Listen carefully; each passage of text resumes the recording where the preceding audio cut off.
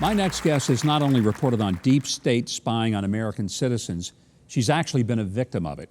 She was a longtime reporter for CBS and is now host of Sinclair's Sunday news program, Full Measure with Sharyl Attkisson. We welcome award-winning investigative journalist Sharyl Attkisson. Sharyl, honored to have you here, and I want to jump right into it. You don't just write about being spied on, you were spied on by the U.S. government. Tell us about that.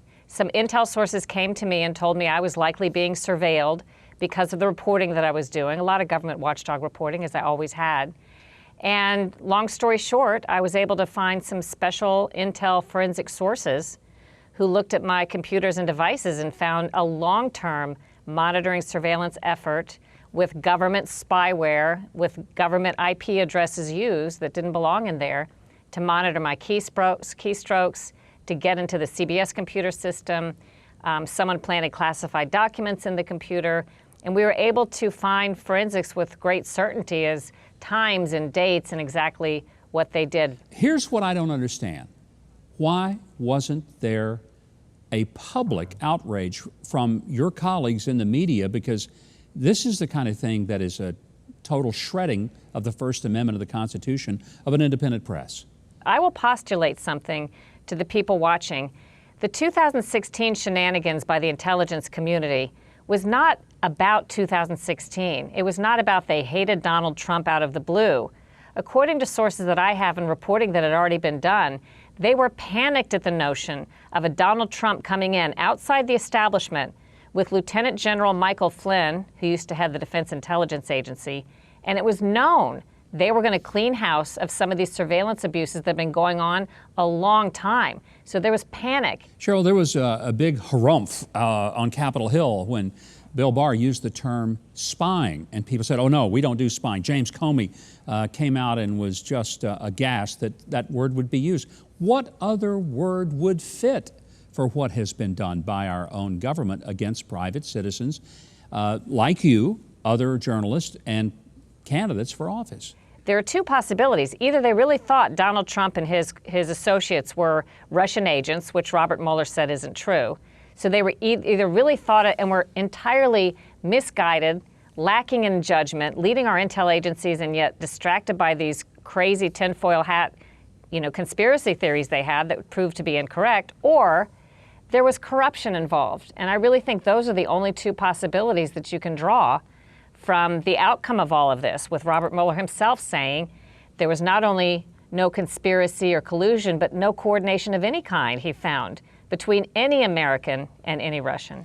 We had James Clapper, who went on television and said that there was no spying on any presidential candidate. Everything was clean and just fine. As John Brennan also said, these are two of the highest level intelligence officials. Well, of course, if they were involved in such an operation, and I believe the evidence indicates they were, that's exactly what they would say. In fact, I've written a couple of articles over the past 2 years called things like the intel operation against Donald Trump, because there pretty clearly was one. And I put that together with not only the facts as we began to learn them, but with information I was getting from inside intel sources who, before 2016, by the way, told me that there were widespread and have been widespread abuses of information presented to the so-called FISA court to get wiretaps, that it was a long-standing and well-known abuse by some in the FBI. So again, I would urge us to look at the bigger picture and not just stop with thinking about this was somehow only about the election year and Donald Trump in 2016. So let's also talk about the fact that you have dozens of journalistic awards through your very storied career at CBS, CNN, PBS. You've gone after Republicans as well as Democrats. You're not a partisan. I've looked at some of the things you've done, and you went after a group of Republicans for corruption. You've been a straight journalist. There's not much of that going on right now. How come?